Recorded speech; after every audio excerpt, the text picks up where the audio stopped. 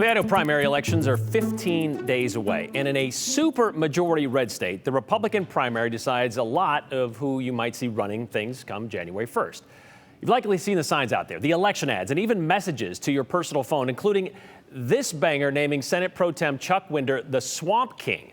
It contains a lot of the usual rhino accusations in there. So clearly, the crown is heavy, and other people want it at this point, or at least they want to knock it off, which is now a good time to bring in Andrew Bartline, who has, well, a paper trail that leads back to the Freedom Caucus with this, right? Members belonging to the Freedom Caucus, and it's funny because it's also crossing state borders here. So the bottom of that text message, it attributes the electioneering back to Make Liberty Win. And it's through those public documents with the Secretary of State's office that we know that they're connected to Young Americans for Liberty. That's a lobby out of Texas. They're using the same address. And they're the biggest spender in Idaho politics in recent years.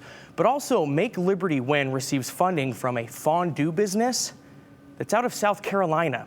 And here's where it gets real fun, because that fondue company is owned by a South Carolina state representative, a man who does not know who Chuck Winder is and doesn't have any connection to the Gem State.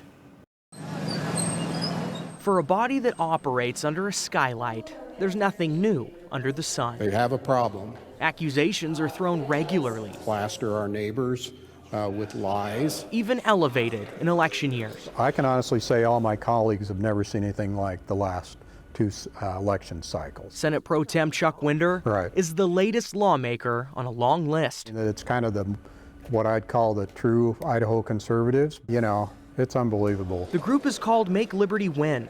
On paper, it's a new player in Idaho politics, but under the state sunshine laws, they're just a new name for Young Americans for Liberty. It could be as much as $500,000 in Idaho elections. There's not a dime coming out of Idaho for that. How does that compare to other groups spending in the past? Oh, they're one of the largest ever. That are and playing a far too familiar game.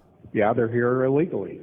They're a huge part of our economy because we're for amnesty, because we're for amnesty, because we're for amnesty. This misleading voicemail was sent to voters the same day Make Liberty Win sent this text message. Do you think it is that group? I assume it is, but don't know. Don't have driver's license. The automated voicemails from a 2023 floor debate. And yes, Winder did say all of those words, but in context, he meant the opposite.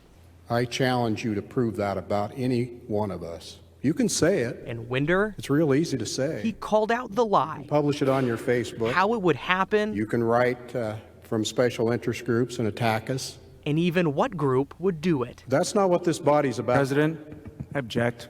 Point of order. He's disparaging members of the body. Your objection is overruled. Senator Winder, you can continue. And I won't take that as a personal confession.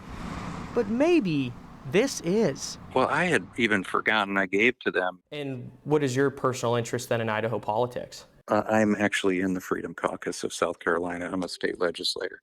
I have zero interest in Idaho politics. I don't think when you donate, you can say, I want it to go to this candidate or this state. We trace dollars back to the South Carolina representative through Columbia Fondue, a company listed on Make Liberty Win documents. That's one of my businesses. The same group slamming Winder and others. So that's kind of what the money you've contributed is going toward here in Idaho. Well, if he's fighting the Freedom Caucus, I believe it's happening. I call them the country club Republicans. You know, both sides are using the same tactics. Never have met him to my knowledge. Never talked to him. Not to my knowledge. And it goes further with mailers. They're putting door hangers up, you know, basically lying about members of the Idaho Senate and what we stand for and what we voted for. Sound familiar? Because we're for amnesty.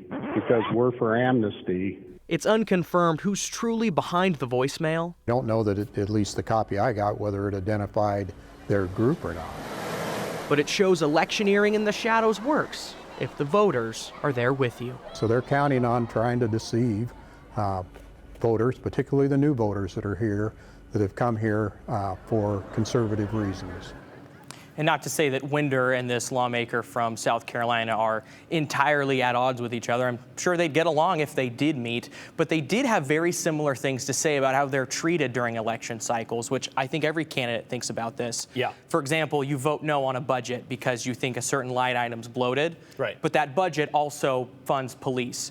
Well, ads are going to come out and say you don't support the blue, when that's not the reason you voted against it, both of them say that happens to them and they don't like it. Or you don't want to vote for a bill because it'll punish a librarian for what book is where in the library for $10,000, and all of a sudden you're for porn in the libraries. There's a lot of different ways it happens, but yes, it'll be twisted in some way or another. Okay. So this is what's interesting to me, is that this money coming in, they spend it wherever, and everybody's pointing to each other saying, we're not going to use this. This isn't an AI thing, by the way. I just want to point that out, too. This was a simple edit, right? Yeah, just cut some audio, smash it together. He said all those words, just not in that order. Just not in that order. All right. Thanks, Andrew.